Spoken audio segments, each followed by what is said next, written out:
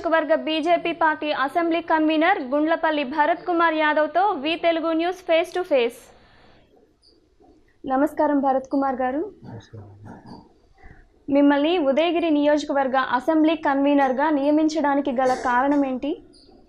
భారతీయ జనతా పార్టీలో అనేక సంవత్సరాల నుంచి నేను పనిచేస్తున్నా. భారతీయ జనతా పార్టీ రాష్ట్ర పార్టీ ఇండివిజువల్గా పోటీ చేయాలనే ఉద్దేశంతో నిర్ణయం తీసుకున్నాను. ఆ నిర్ణయంలో భాగంగా ఉదయగిరి నుంచి నన్ను పార్టీ కన్వీనర్గా నన్ను ఉంచడం జరిగింది. అందువల్ల ఆ పని నేను చేస్తున్నాను.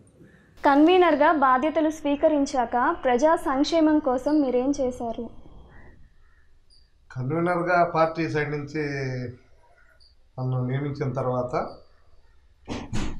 సంక్షేమ కార్యక్రమాలన్నీ కూడా ఏదైతే కేంద్ర ప్రభుత్వం ప్రవేశపెట్టినటువంటి సంక్షేమ పథకాలన్నీ కూడా ఈరోజు ప్రజల్లోకి తీసుకెళ్తా ఉన్నాం. ఉదయగిరి నియోజకవర్గ ప్రజల్లోకి ఏవైతే గౌరవనీయులు మన భారత ప్రధాని నరేంద్ర మోడీ గారు ఈ దేశానికి ప్రధానమంత్రి అయిన తర్వాత దాదాపు 126 సంక్షేమ పథకాలు ప్రవేశపెట్టడం జరిగింది. ఈ సంక్షేమ పథకాలన్నీ కూడా పేద బడుగు బలహీన వర్గాలకి అందాలనే ఉద్దేశంతో పెట్టినటువంటివి. ఇవన్నీ కూడా ఈ రాష్ట్రంలో దేశంలో కూడా అందరూ కూడా ఉపయోగించుకుంటా ఉన్నారు. కానీ భారతీయ జనతా పార్టీ ప్రవేశపెట్టినటువంటి సంక్షేమ పథకాలు అని చెప్పి తెలిసి కూడా ఇక్కడ ఉన్నటువంటి రాష్ట్ర ప్రభుత్వం వాళ్ళ పథకాలుగా చెప్పేటువంటి పరిస్థితి ప్రచారం చేసుకుంటా ఉంది. కానీ నేను ఇవన్నీ కూడా సెంట్రల్ నుంచి ఇచ్చినటువంటి ఫండ్స్, ఈ స్కీమ్స్ అని కూడా చెప్పడం జరుగుతూ ఉంది. దాదాపు 40 రోజుల నుంచి నన్ను కన్వీనర్గా అనౌన్స్ చేసిన తర్వాత ఉదయగిరికి 40 రోజుల నుంచి నేను పర్యటన చేస్తూ ఉన్నాను. ఈ పర్యటనలో అనేక ఈ సంక్షేమ పథకాలను కూడా ప్రజలకి తెలియజేస్తున్నాను. రానున్న ఎన్నికల్లో బీజేపీ పార్టీని ఏ విధంగా బలోపేతం చేస్తారు? వాస్తవంగా అయితే భారతీయ జనతా పార్టీ 20 సంవత్సరాల క్రితం ఉదయగిరి నియోజకవర్గంలో గౌరవనీయులు ఉపరాష్ట్రపతిగా ఉన్నటువంటి ముప్పవరపు వెంకయ్య నాయుడు గారు ఎమ్మెల్యే గెలవడం జరిగింది. ఈ జిల్లాలో బీజేపీ గెలిచిందంటే ఉదయగిరి నియోజకవర్గం. అందువల్ల ఓట్ బ్యాంక్ ఉంది. అదేవిధంగా అక్కడ ఓట్లు వేసేటువంటి పబ్లిక్ ఉన్నారు, ప్రజలు ఉన్నారు. అందువల్ల నేను కూడా ఏంటంటే వాళ్ళ దగ్గరికి అందరినీ కలిసి అక్కడ ఉన్నటువంటి సమస్యలు, కార్యకర్తల యొక్క మంచి వాళ్ళ గురించి అన్ని విషయాలు తెలుసుకోవడం, వాళ్ళని సంస్థాగతంగా పటిష్టం చేస్తూ ముందుకు పోతాను. మొన్న గుంటూరులో జరిగిన ప్రజా చైతన్య సభలో ఆ సభ ఆపేందుకు చాలా ప్రయత్నాలు జరిగాయి. మోదీ గారిని గో బ్యాక్ మోడీ అంటూ నినాదాలు చేశారు. దీనివల్ల పార్టీ ఇమేజ్ ఏమైనా తగ్గిందంటారా? మన ముఖ్యమంత్రి చంద్రబాబు నాయుడు గారు ఎంత విష ప్రచారం చేస్తారో దానికి 100 రెట్లు భారతీయ జనతా పార్టీ ఆంధ్రప్రదేశ్లో బలపడుద్ది. ఎందుకంటే ఎప్పుడైతే ఆయన ప్రధానమంత్రిని గో బ్యాక్ అని ఎప్పుడైతే ప్రోటోకాల్ కూడా ఉల్లంఘించి మాట్లాడాడో ప్రజలు ఎక్కడ కూడా యాక్సెప్ట్ చేయలేదు, ప్రజలు ఎక్కడ కూడా ఎంకరేజ్ చేయలేదు. ఆయన చంద్రబాబు నాయుడు గారు తప్పు చేస్తున్నారని చెప్పి ప్రజలందరూ కూడా మాట్లాడడం జరిగింది. ఆ రోజు వచ్చినటువంటి దాదాపు లక్షల్లో వచ్చినటువంటి సభను చూసాను. దాని కొన్ని టీవీల్లో కూడా అసలు జనాలు రాలేదని చెప్పి చూపించడం కూడా జరిగింది. అంటే ఈ రాష్ట్రాన్ని ఒక విధంగా దోచుకుంటూ ఆ డబ్బుల్ని భారతీయ జనతా పార్టీని ఇబ్బంది పెట్టే విధంగా విష ప్రచారం ఛానల్స్ ద్వారా చేస్తున్నటువంటి పరిస్థితి. అందువల్ల ఏంటంటే ఈరోజు మొన్న ఎన్ని ఆపినా సరే ప్రజలందరూ కూడా నరేంద్ర మోడీ గారికి సభకు వచ్చారు. సభ పూర్తిగా సక్సెస్ అయిన తర్వాత చంద్రబాబు నాయుడు గారు ఈరోజు అనేక విధాలు వెతుక్కుంటున్నారు, ఆడ ఇబ్బంది పడతామని చెప్పి అనే విధానంలో ఉన్నారు. 2019 ఎన్నికల్లో బీజేపీ పార్టీకి ఎన్ని సీట్లు వస్తాయి? మళ్ళీ మోదీ గారు ప్రధానమంత్రి అవుతారా? 100%. ఈ దేశంలో దాదాపు 60 సంవత్సరాలు కాంగ్రెస్ ప్రభుత్వం పనిచేసిన తర్వాత ప్రజలందరూ కూడా ఈ దేశంలో అవినీతి రహిత ప్రభుత్వం ఇచ్చినటువంటి ఘనత గౌరవనీయులు మన భారత ప్రధానమంత్రి నరేంద్ర మోడీ గారు. ఇంతకు ముందు ఉన్నటువంటి ప్రధానమంత్రులు అందరినీ కూడా చూశారు. ఆయనకి ప్రధానమంత్రి నరేంద్ర మోడీ గారికి ఇంతకుముందు ఉన్నటువంటి పిఎంఎల్కి వ్యత్యాసం చూశారు ఈ దేశంలో. చొరవ, ఏ విధంగా ప్రధానమంత్రిగా ఉండేటువంటి వ్యక్తి ఏ విధంగా పనిచేయాలనేది భారత ప్రజలకు అందరూ కూడా చూపించారు. ఈ దేశం అభివృద్ధి కోసం, ఈ దేశ పటిష్ట కోసం పనిచేసినటువంటి భారత ప్రధాని అందరూ కూడా, అన్ని రాష్ట్రాలు కూడా అంతకుముందు దాదాపు సింగిల్గా 282 సీట్లు వచ్చాయి. మొత్తం దాదాపు 325 పైన మొత్తం వచ్చినట్టు 40 దాకా వచ్చాయి. కానీ అంతకంటే ఎక్కువ సింగిల్ రాజ్యస్ పార్టీగా 350 సీట్లు వచ్చే విధంగా ఈరోజు పనిచేసినటువంటి మా ప్రధాని నరేంద్ర మోడీ గారు ఖచ్చితంగా పూర్తి మెజార్టీ వస్తుంది. 350 సీట్లు మా టార్గెట్. ప్రత్యేక హోదా గురించి మీ అభిప్రాయం ఏంటి? ప్రత్యేక హోదా చంద్రబాబు నాయుడు గారు మనం ముఖ్యమంత్రి గారు మనం చూసాం. ప్రత్యేక హోదా అడిగినప్పుడు కొన్ని ఇబ్బందులు ఉన్నాయనే ఉద్దేశంతో అన్ని రాష్ట్రాలు కూడా చాలా రోజుల నుంచి వారి యొక్క అందరూ కూడా అడగడం జరుగుతూ ఉంది. అదే ముఖ్యమంత్రి ప్రత్యేక హోదాకి కన్నా ప్యాకేజీ మంచిది అని చెప్పి ఆయన మాట్లాడటం జరిగింది. అసెంబ్లీలో కూడా మాట్లాడటం జరిగింది. ఆ రోజు ప్యాకేజీ కన్నా ప్రత్యేక హోదా ఏమన్నా సంజీవిన, ప్రత్యేక హోదా వల్ల ఏ రాష్ట్రం ఈరోజు డెవలప్ అయింది అని చెప్పి ముఖ్యమంత్రి గారు మాట్లాడారు. అదేవిధంగా వాళ్ళ అబ్బాయి లోకేష్ బాబు గారు కూడా మాట్లాడారు. ఈరోజు మళ్ళా ప్రత్యేక హోదా అనే ఒక పదాన్ని మాట్లాడుతూ ఉన్నారు. ఓన్లీ ఓట్ల రాజకీయం కోసం అంతే. ఈరోజు అనేకమైనటువంటి లక్షల కోట్ల రూపాయలు ఇచ్చినటువంటి పరిస్థితి. గడ్కరీ గారు మొన్న వచ్చినప్పుడు చెప్పారు. పోలవరం ప్రాజెక్టు సందర్శన కోసం వచ్చినప్పుడు దాదాపు లక్షల కోట్ల రూపాయలు ఇచ్చారంటే చంద్రబాబు నాయుడు గారి దగ్గర సమాధానం లేదు. ఈరోజు వృద్ధి రేటు 11% పెరిగింది. ఈ రాష్ట్రం ముందుకెళ్తా ఉంది. ఇప్పుడే నిన్న కూడా ఇచ్చారు స్టేట్మెంట్. ఈరోజు కూడా చూశారు. 2024లో అన్ని రాష్ట్రాల కన్నా ముందు ఉంటుందని. ఎవరు డబ్బులు లేని రాష్ట్రంలో కేంద్రాన్ని ఇచ్చినటువంటి నిధులతో ఈరోజు డెవలప్ అయితే, ఒక పక్క నిధులు ఇవ్వలేదని చెప్పి ఈరోజు రాష్ట్రం ఎలా డెవలప్ అవుతుంది? విడిపోయినటువంటి రాష్ట్రం డెవలప్ అయిందంటే ఓన్లీ భారతీయ జనతా పార్టీ ప్రభుత్వం, కేంద్ర ప్రభుత్వం ఇచ్చిన నిధులతో ఈరోజు అనేకమైనటువంటి సంక్షేమ పథకాలు ఈరోజు కూడా అమలు పడతా ఉన్నాయి. అదేవిధంగా రోడ్స్ కానీ, డ్రైనేజ్ కానీ, అదేవిధంగా ఈరోజు గమనించండి ఒకసారి, ఈ దేశంలో ఏ రాష్ట్రానికి ఇవ్వనటువంటి ఇళ్ళు దాదాపు 8 లక్షల ఇళ్ళు పేదల కోసం వచ్చాయి. అవి వాళ్ళ కార్యకర్తలకి, తెలుగుదేశం వాళ్ళకి మాత్రం ఇచ్చి పేదవాడికి ఇవ్వకుండా ఇంకా కట్టాల్సినవి కూడా చాలా బ్యాలెన్స్ ఉంది. మీకు ఇచ్చి దాదాపు 3.5 సంవత్సరం అయితే ఇళ్ళు కట్టలేని పరిస్థితి లేదు. పేదవాడికి ఇల్లు ఇవ్వలేని పరిస్థితి. అందువల్ల ఏంటంటే ఈ రాష్ట్రాన్ని అభివృద్ధి చేయగల కెపాసిటీ ఉండేది భారతీయ జనతా పార్టీకే. నిజాయితీగా పనిచేసేది భారతీయ జనతా పార్టీ.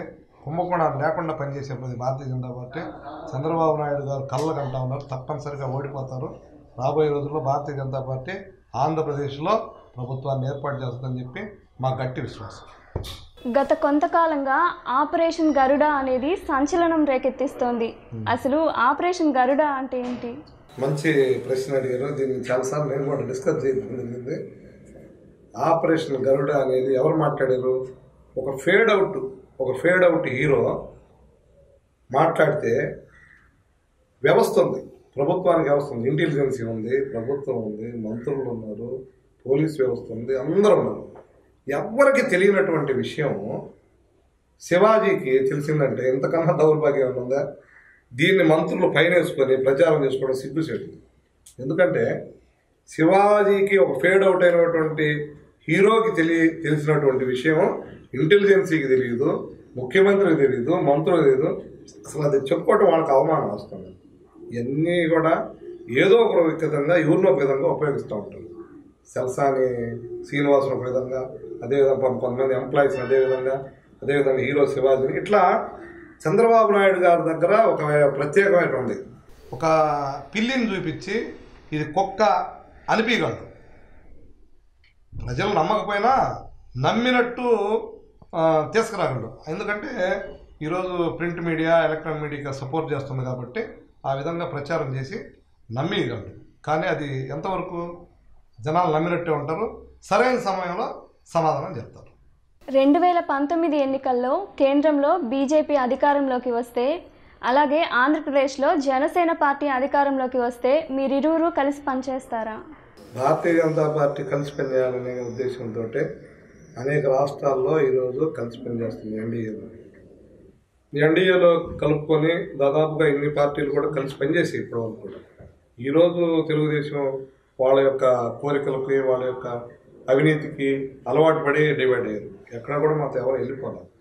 శివసేన ఈరోజు సీట్ల పొత్తు ఏర్పాటు చేసుకోవడం జరిగింది. అదేవిధంగా ఏఐడిఎంకే ఈరోజు బీజేపీతో పొత్తు ఏర్పాటు చేసుకుని ఈశాన్య రాష్ట్రాల్లో అయితే అందరూ మాతో కలిసి ఉన్నారు.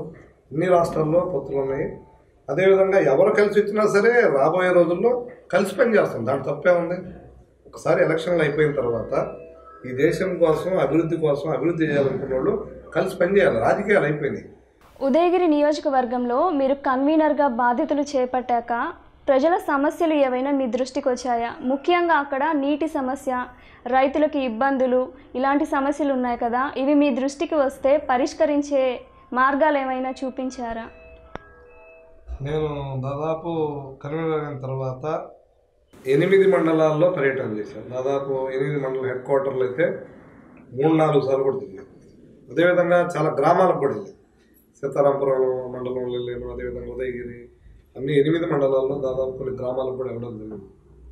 కానీ దౌర్భాగ్యం ఏంటంటే మన ప్రభుత్వాలు వచ్చిన తర్వాత ఇన్ని సంవత్సరాలు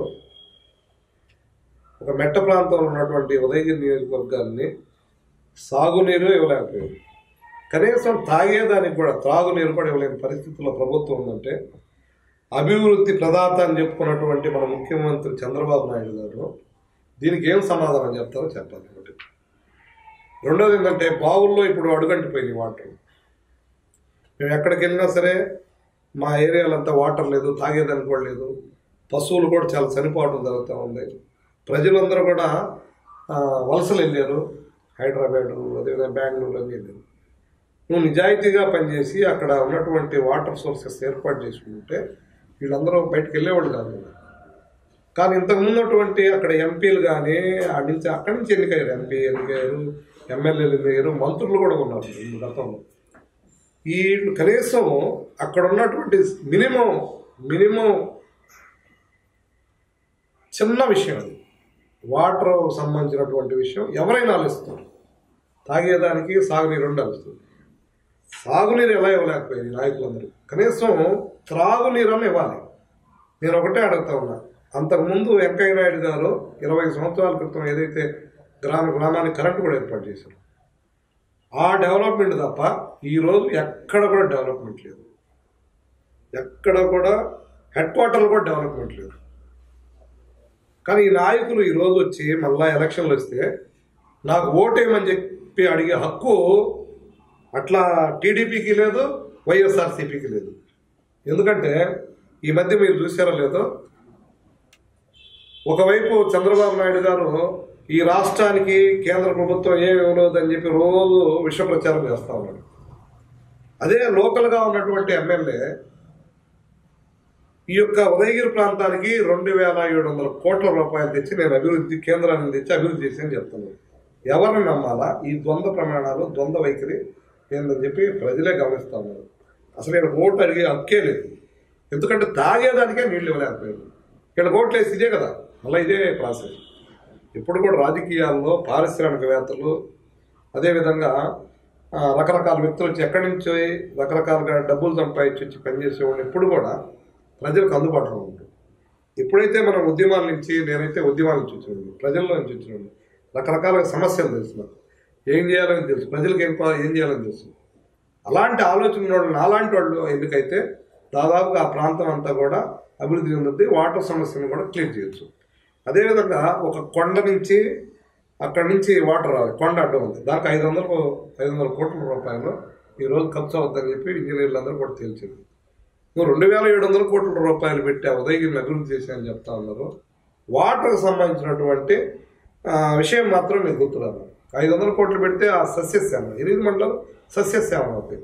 కానీ ఆ ఆలోచననే అసలు చేయలేదు. ఈ మధ్య ఒక ఆయన కాంగ్రెస్ లీడర్, ఇప్పుడు వైఎస్ఆర్కి సంబంధించినటువంటి క్యాండిడేట్గా వస్తున్న వ్యక్తి మాట్లాడుతున్నారు. మేము వెలుగొండ శంకుస్థాపన శంకుస్థాపన చేస్తే అన్న ఉపయోగం ఉంది. వాటర్ కావాలి, తాగేదానికి వాటర్ కావాలి, తాగలేదు. అట్లా కాకుండా మేము శంకుస్థాపన చేస్తే ఇంకా వస్తుంది 8 సంవత్సరాలు ఏం చేశారు? అసలు మీకు అడిగే హక్కు ఉందా? ఓటు అడిగే హక్కు ఉందా? 70 సంవత్సరాల తర్వాత భారతీయ జనతా పార్టీ ప్రభుత్వం వచ్చిన తర్వాత పోలవరం ప్రాజెక్టు నిర్మించేటువంటి దొమ్మ ధైర్యం ఉన్నటువంటి భారతీయ జనతా పార్టీ మా యొక్క ప్రభుత్వానికి మేము డబ్బులు ఇస్తే మీరు కమిషన్ తీసుకోవడానికి మన ముఖ్యమంత్రి పోలవరం చూపిస్తా ఉన్నారు. పోలవరం ప్రాజెక్టు దగ్గర సందర్శనలు పెడతా ఉన్నారు. కొన్ని వేల కోట్ల రూపాయలు ఈరోజు పబ్లిక్కి ఆ ప్రాజెక్ట్ ఎలా కడుతున్నారు చూపించదని తీసుకుపోతున్నాం. కొన్ని వేల కోట్ల రూపాయలు ఖర్చు పెట్టారు. ఇదంతా ప్రజల సొమ్ము. ఆ డబ్బుని తీసుకొచ్చి ఉదయగిరిలో ఖర్చు పెడితే ఆ ఏది విహారయాత్రలాగా జనాలను ఎట్లా తీసుకెళ్తున్నారు, ఆ డబ్బుని ఉదయగిరి ప్రాంతంలో ఖర్చు పెడితే వాళ్ళకంతా ఆ 8 మండలాలకు వాటర్ వస్తుంది. అట్లా కాకుండా ముందు చూపు లేకుండా, ఆలోచన లేకుండా, ఫ్యూచర్ ప్లాన్ లేకుండా, అసలు కనీసం ఆ నాయకులకి మరి దౌర్భాగ్యం ఏంటంటే ఈరోజు పార్టీలను చూస్తున్నారు కానీ మనం ఏమవుతున్నాం అనేది కూడా కొంతమంది ప్రజలు కూడా గమనించట్లేదు. అంత వాటర్ ఇబ్బంది ఉంది, సాగునీరు లేకపోయారు, అన్ని వలసలు వెళ్ళారు. నిజంగా దౌర్భాగ్యం అంతే. ఇలాంటి నాయకులకి ఓటు అడిగే హక్కే లేదు. ఓటు అడిగితే మేమే అడగాలి. ఎందుకంటే గతంలో మేమే డెవలప్ చేసాం, మళ్ళీ డెవలప్ చేయబోయేది కూడా మేమే. నిజాయితీగా పనిచేస్తాం. ప్రతి ఒక్కరు ఎవరు అందుబాటులో ఉంటాం. వాళ్ళు ఎవరైనా ఎక్కడ నాకు ఫోన్ చేస్తే అందుబాటులో ఉంటారా? పబ్లిక్ ఫోన్ చేస్తే, నాకు ఫోన్ చేస్తే నేను ఎమ్మడే మాట్లాడతాను. అదే వాళ్ళకి ఫోన్ చేశారనుకోండి, కనీసం ఫోన్ ఎత్తుతారా? ఎలక్షన్ అయిపోయిన మరుక్షణం వాళ్ళ పరిస్థితి మళ్ళీ 5 సంవత్సరాలు డబ్బులు తీసుకొస్తారు. ఇలాంటి వ్యక్తి కావాలా? మీ అమ్మడుండి మీకోసం తిరిగే వ్యక్తి కావాలా? ఉదయగిరి ప్రజలు ఆలోచించాలి.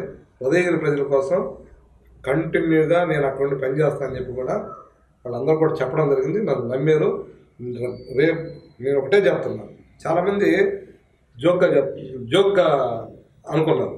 ఎందుకంటే ఆ ఉదయగిరి ప్రాంతంలో ఉదయగిరి నేను గెలుస్తా అని చెప్తా ఉన్నా. నా పక్కన ఉన్న వాళ్ళు కూడా తమాషాగా నవ్వుకున్నారు. కానీ నేను ఒకటే చెప్తా ఉన్నా, 100% నేనే ఉదయగిరి ప్రాంతంలో గెలుస్తా. అది ఎలా గెలుస్తారనేది ఇంకా ముందు చూస్తారు. ప్రజలు ఏమంత అమాయకులు కాదు. ఉదయగిరి ప్రాంతంలో ఉన్నటువంటి వాళ్ళలో కూడా డబ్బు కోసం పనిచేసేవాళ్ళు, వ్యక్తుల కోసం. వాళ్ళు ఒక వ్యక్తి పనిచేస్తారంటే తప్పనిసరిగా ఓటేస్తారు, వాళ్ళు జీవిస్తారు. 100% భారతీయ జనతా పార్టీ ఉదయగిరిలో గెలుస్తుంది. ఈ ఎన్నికల్లో మద్యం, డబ్బు పంచకుండా, ప్రజల్ని ప్రలోభ పెట్టకుండా ఓట్లు వేయించుకుని గెలిచే సత్తా బీజేపీ పార్టీకి ఉందా? అసలు ఉండేదే బీజేపీకి. నిజంగా డబ్బులు మద్యం పంచకపోతే 170 సీట్లు బీజేపీ గెలుస్తుంది. ఎందుకంటే డబ్బులతో ఈరోజు మనం చూస్తూ ఉన్నాం. ఈరోజు మన ముఖ్యమంత్రి ముందుగానే ఓట్లు కొనేస్తా ఉన్నారు. పసుపు కుంకుమ పేరుతో, పొదుపు లక్ష్మి పేరుతో రకరకాలుగా ఈరోజే ఓట్లు డబ్బులు ఇచ్చేస్తున్నాడు. గవర్నమెంటే ఈరోజు డబ్బులు కొనే పరిస్థితి తీసుకొచ్చేసాడు. కానీ డబ్బులు మద్యం ఎవరు మారిస్తున్నారు? ఒక పక్క మద్యం ఇస్తున్నారు, ఒక పక్క డబ్బులు ఇస్తున్నారు. మద్యం ద్వారా డబ్బులు తీసుకున్నారు, మళ్ళీ ఈ డబ్బుల్ని మళ్ళీ వాళ్ళకే ఇస్తున్నారు. ఇదంతా రొటీన్ చేస్తున్నారు. ఇదంతా డ్రామా. చంద్రబాబు నాయుడు ఈ రాష్ట్రాన్ని దాదాపు 1,80,000 కోట్లు అప్పదించాడు. ఇప్పటివరకు 1,80,000 కోట్లు అప్పదించాడు. 15,000 కోట్ల రూపాయలు ప్రతి నెల వడ్డీలు కడుతున్నాం. అందువల్ల ఏంటంటే భారతీయ జనతా పార్టీ నిక్కచ్చిగా పనిచేస్తుంది. అందువల్ల ఏంటంటే ఈ యొక్క మద్యం అదేవిధంగా డబ్బు ప్రభావం లేకపోతే 170 సీట్లు బీజేపీ తెలుస్తుంది. ఉదయగిరి నియోజకవర్గానికి అధిష్టానం టికెట్ మీకు ఇస్తే మీరు ఎమ్మెల్యేగా పోటీ చేస్తారా? భారతీయ జనతా పార్టీ నన్ను ఈరోజు కన్వీనర్ చేసిన తర్వాత నన్ను పనిచేయమని చెప్పారు. ఖచ్చితంగా అధిష్టానం నాకు కానీ టికెట్ ఇచ్చి నన్నే కానీ ఖచ్చితంగా పోటీ చేయమంటే 100% పోటీ చేస్తాను. 100% పోటీ చేస్తాను. ఆ ఏరియా డెవలప్ కూడా చేస్తాను. ఎలక్షన్లకు అతీతంగా, అదేవిధంగా ఏదో ఓట్ల కోసం పనిచేసినట్టు కాకుండా కంటిన్యూగా నేను అక్కడ పనిచేయడానికి సిద్ధమైపోయాను. భారతీయ జనతా పార్టీపై అన్ని పార్టీలు మూకుమ్మడిగా మాటల యుద్ధం ప్రకటించాయి, ఎన్నో ఆరోపణలు చేస్తున్నాయి. ఎందువల్ల? దానికి ఒకటే విషయం అమ్మా. ఇప్పుడు భారతీయ జనతా పార్టీ ఈ దేశంలో 4.5 సంవత్సరాల తర్వాత ఏర్పడిన తర్వాత ఈ దేశానికి ఒక దిశ ఏర్పాటు చేసినటువంటి వ్యక్తి మన భారత ప్రధానమంత్రి నరేంద్ర మోడీ గారు. అనేక సంస్కరణలు తీసుకొచ్చారు, సంక్షేమ పథకాలు తీసుకొచ్చారు. ఈ దేశం ప్రపంచాలన్నీ కూడా మన దేశం వైపు చూస్తాం.